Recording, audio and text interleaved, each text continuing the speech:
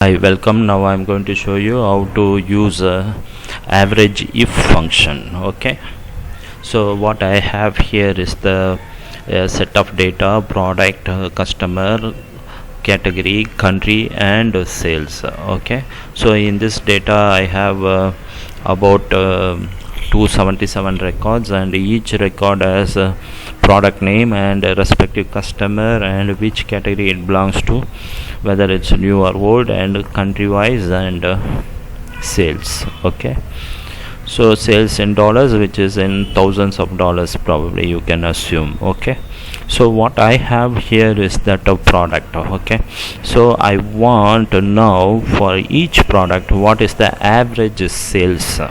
Okay, the sales, for example, for this product Alice Mutton got about 13 records of Alice Mutton transactions are there. Okay, so I want the average for Alice Mutton.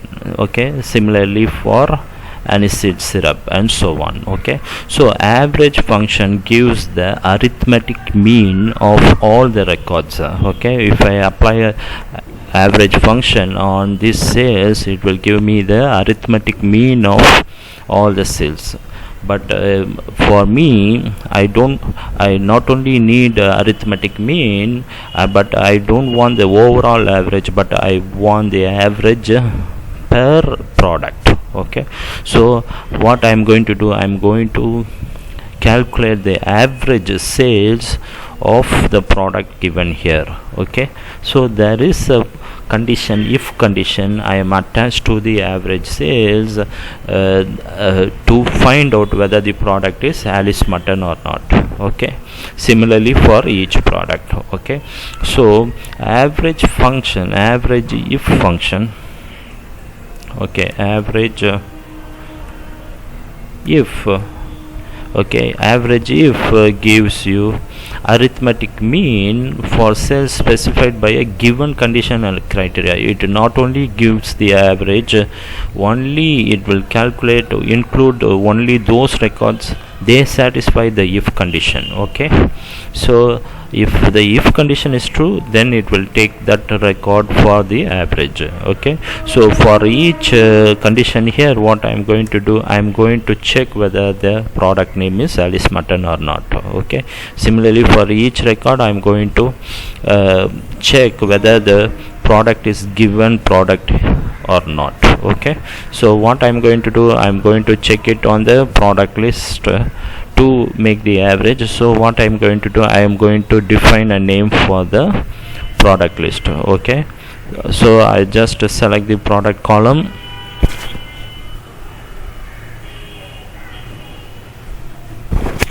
then right click, then define name. Okay, the name is product. Okay, similarly for the sales column also I am going to give a product name, the name for the sales column.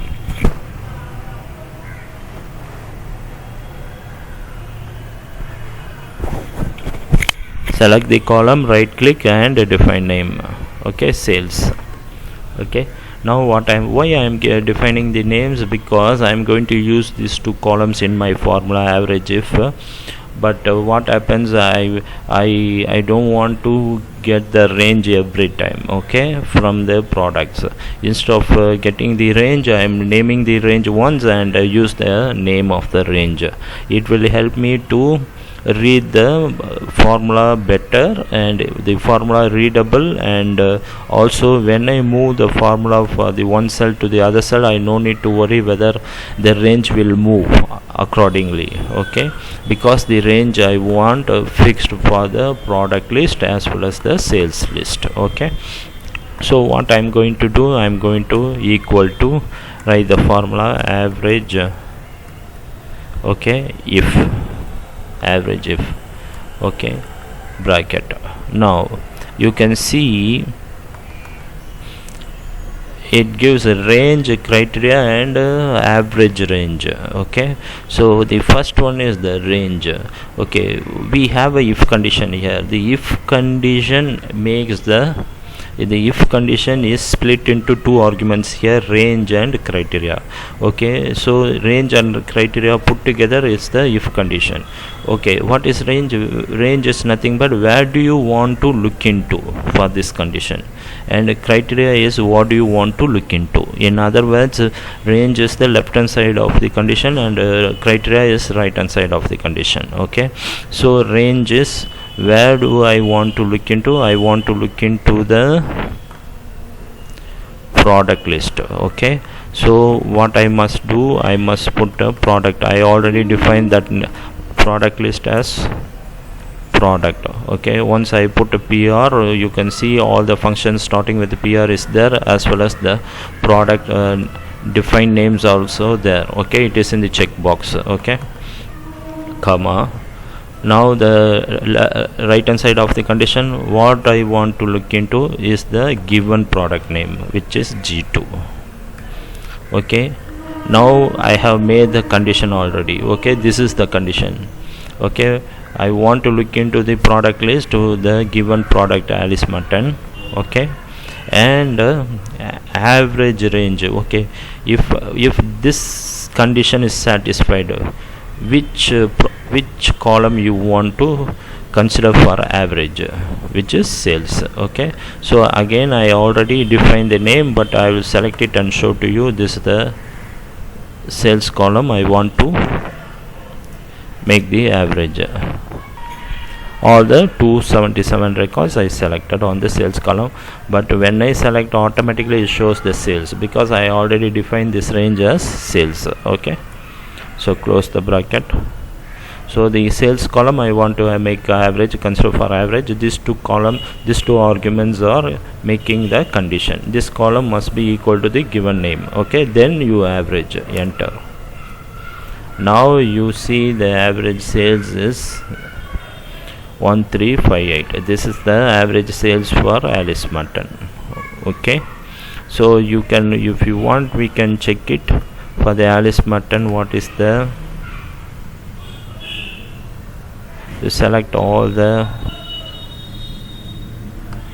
product here for the Alice Mutton sales values.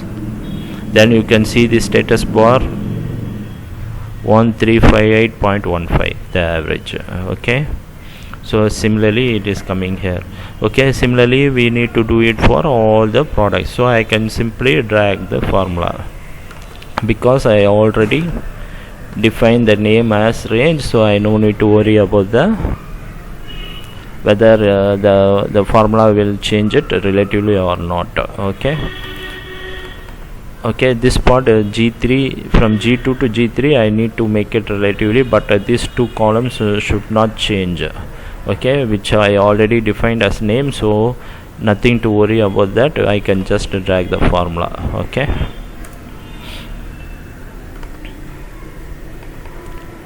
so I just make it for all the products.